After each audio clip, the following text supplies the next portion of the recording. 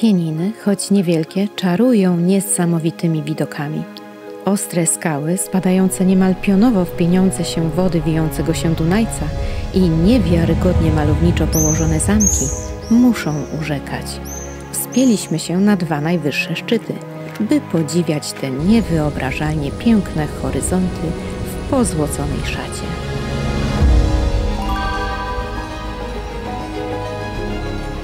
Pięknej polskiej jesieni nie można zmarnować. Podobnie pomyślało wielu innych turystów. Po 9:00 parking był już prawie cały zajęty. Dzisiaj za cel mamy Wysoką w Pieninach, ale startujemy przez wąwóz Homole zielonym szlakiem.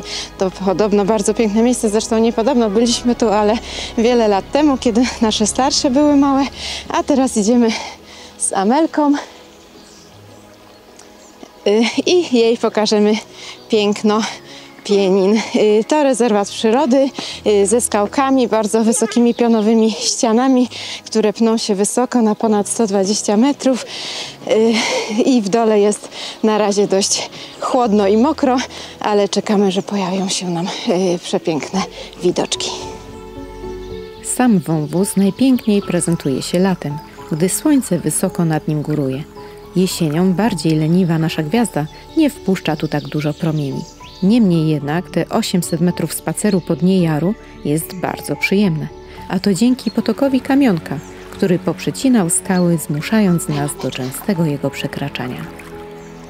Ameli się coś pomyliło z wakacjami i w trasie stwierdziła, że jedziemy do Włoch. No ale w sumie mała prorokini miała rację, bo Mosków to tyle, ile w Wenecji. Wąwóz kończy się na Tubantowskiej Polanie, przy legendarnej skale. Przysiedliśmy trochę poczytać. Najstarsi górale bowiem twierdzą, że to tajemnicze księgi, w których zapisane są losy wszystkich ludzi. Ponoć pop z Wielkiego Lipnika odszyfrował treść, ale Bóg odebrał mu mowę, byśmy nie poznali naszych losów. Chyba zresztą lepiej żyć chwilą, niż według z góry ustalonego planu. Szlak teraz biegnie przez las z niezbyt dużym nachyleniem terenu. Zajmie on 1/3 część całej trasy na szczyt. Odeślę do naszego bloga poszczegółowe mapki, opisy i zdjęcia. Jak będziecie mieli szczęście, to na trasie wysłuchacie opowieści Harnasia. A widzisz, tam w dole Orlicy jest jeszcze jedna ładna góra z taką piękną kopułką zalesioną i z pionową skalną ścianą, a on tak patrzy, mówi: no, widzę i co? To jest Sokolica, mój synu. W pewnym momencie las ustępuje miejsca pięknej połoninie Kiczera.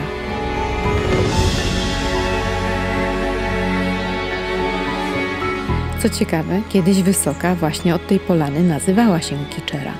Jeszcze inna nazwa to Pamiarki, ale to z języka rusińskiego, używanego przez tutejszych Łemków. Zresztą i teraz jej oficjalna nazwa to Wysokie Skałki, choć ta zbytnio się nie przyjęła. Symbolem Pienin jest Sokolica, ale ją mamy już za sobą. Ostatnio szliśmy na nią, to ta oto panienka była w moim brzuszku. Ledwo weszłam, ale się udało, a dzisiaj startujemy na Wysoką. Ma wysokość 1050 metrów. Jesteśmy na polanie właśnie pod tym szczytem. Co ciekawe, najwyższy szczyt pasma zaliczany do korony gór Polski, a znajduje się w Pieninach małych, a nie właściwych. Pasmo jest podzielone przez wstęgę Dunajca, która tak rozdzieliła dobrodziejstwa, że warto zawitać na oba jej brzegi. Wraz z polaną stromość podejścia nieznacznie wzrosła, ale rozpościerające się horyzonty malowane żółtym kolorem z nadmiarem rekompensują wysiłek. Choć Amelce i tak chyba mało, bo nagle zaczęła robić pompki i to na jednej ręce. Po kilometrze znów drzewa towarzyszyły nam po obu stronach, a my, zmieniając kolor szlaku na niebieski, doszliśmy do granicy ze Słowacją i to wraz z nią weszliśmy na szczyt. Tu momentami jest tak stromo, że postawiono metalowe schody. Musimy uważać na Amelię, która dzielnie z nami kroczy. Po drodze minęliśmy dogodny punkt widokowy, zapowiadający wspaniałe widoki z góry. To już naprawdę bardzo niedługo, gdy możemy powiedzieć: Super, jesteśmy na szczycie, mamy wysoko, kolejny szczyt do korony i kolejny z Amelką. Bardzo się cieszymy, nie było tak źle, a widoki są prześliczne.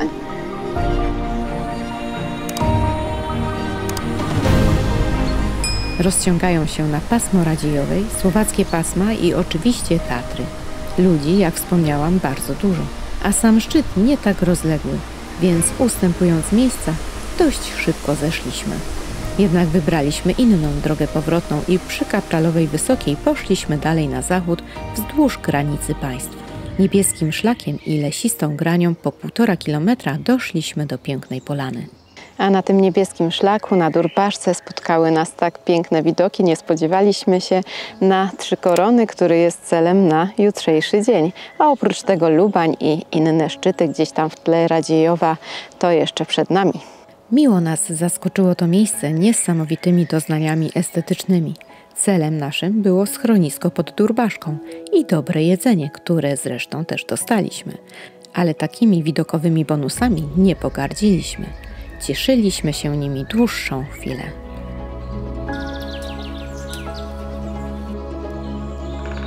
Zeszliśmy szutrową drogą rowerową niemal do samego parkingu. Polecamy Ci nie wracać z Wysokiej po własnych śladach, ale nadrobić ostatecznie te 1500 metrów.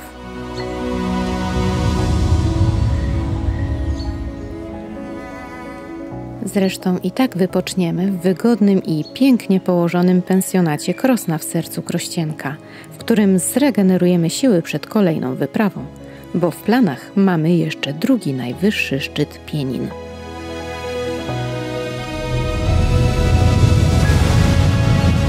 Ten film miał być tylko o pięknych szczytach, ale nie mogliśmy sobie odmówić szybkiego wyskoczenia nad Jezioro Czorsztyńskie i polatania tutaj dronem. Te wspaniałe średniowieczne zamki, które patrzą na siebie, będą musiały nieco poczekać na swój film, ale obiecujemy, że kiedyś taki zrobimy. Także Ty zostaw subskrypcję, a my, zanim wyruszymy na następny szczyt, zostawimy Ciebie z tymi widokami.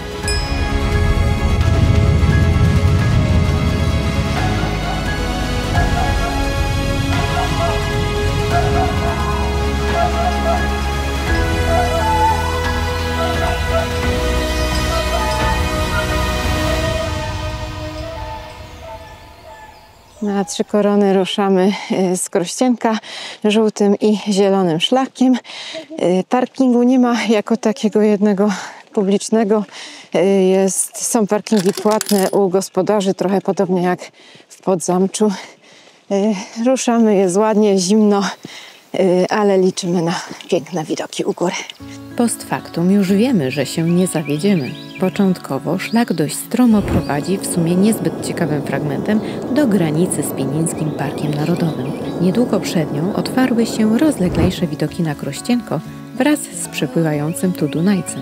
W Parku Narodowym, do którego bilety nie obowiązują, ścieżki są bardzo dobrze utrzymane, a leżące żółte liście stają się dobrą okazją do zabawy.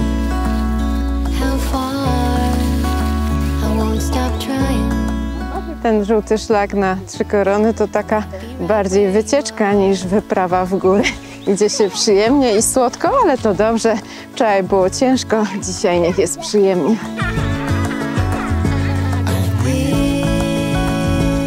Po drodze mijamy Potok Pieniński. A jak już jesteśmy w temacie, wiesz, że szczyt kiedyś nazywał się Pieniny? Dopiero w XIX wieku nazwano go najpierw Korona, a jeszcze później Trzy Korony. Jesteśmy na przełęczy Szopka, inaczej chwała Bogu i chyba chwała Bogu za te cudne widoki. W ogóle taka ciekawostka, po drodze mijaliśmy krzyż, gdzie parafrazując pisało coś takiego, że mamy właśnie Bogu dziękować za to, że mamy oczy. Na Instagramie opowiedzieliście nam, skąd ta druga nazwa. Otóż biegł tędy szlak handlowy z bardzo ciężkim wejściem. Gdy tu docierano, z ulgą mawiano chwała Bogu. I tak już zostało. Dotąd podejście nie było bardzo wymagające, ale teraz zmieniamy szlak na niebieski i jego nachylenie nieco rośnie, ale wciąż nie jest to ciężka przeprawa.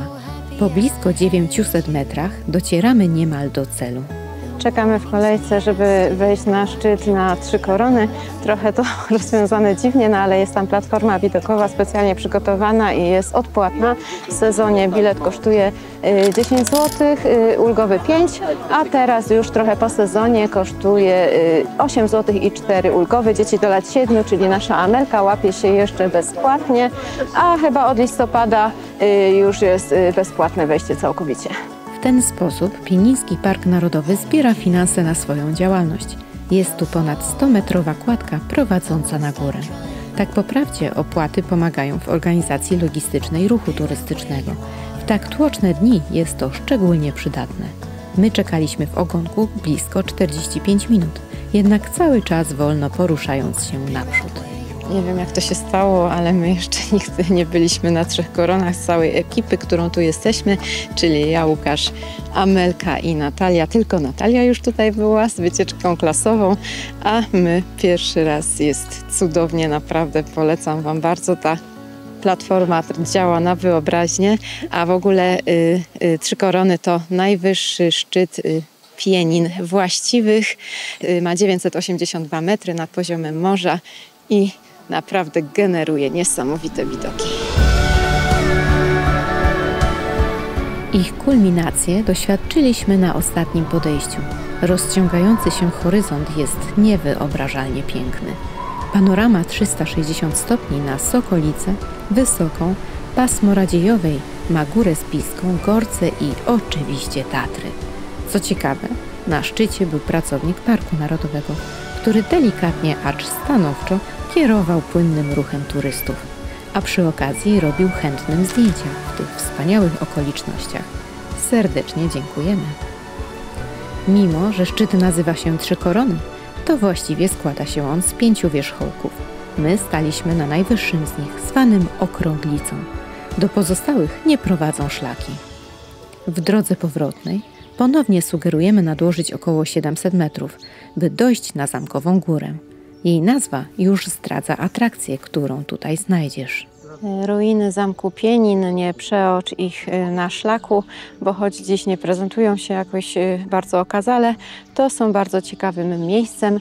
Powstał zamek jeszcze w średniowieczu i podobnie jak zamek we Wleniu, to jest najstarszym zamkiem w Polsce, to ten był najstarszym zamkiem w Małopolsce, kamiennym oczywiście, kiedy w tym czasie jeszcze budowano zamki ziemno-drewniane, a ufundowała go święta Kinga, dlatego że chciała w ten sposób ochronić siebie i siostry zakonne klaryski z klasztoru w Starym Sączu. Jako mała dziewczynka przeżyła 2 najazdy Mongołów i nie chciała, aby ta sytuacja się powtórzyła i właśnie zamek powstał na tą okoliczność i faktycznie przy kolejnym najeździe schroniły się tutaj i przetrwały to szczęśliwie. Czego nie można dziś powiedzieć o zamku. Najprawdopodobniej już w XIV wieku przestał być używany i został ostatecznie zniszczony w XV stuleciu. Mogę zabrać ten bukiet liści do domu? Możesz. Jej! Zamek był naprawdę duży i choć dzisiaj tego już nie widać, to i tak warto dodać, że to najwyżej położony zamek w Polsce dzisiaj. Wydaje się to nieprawdopodobne, ale kiedyś mogło przebywać w nim ponad 100 ludzi. Przez strome i zarazem urokliwe zbocza wróciliśmy do Polany Wyrobek i z żółtymi szlakówkami do samochodu, snując plany na kolejne wyprawy. Może znów Tatry? Jesień, jesień, jesień, co nam dziś przyniesie? Wiatr zawiezie deszcz, Pozdrawiamy.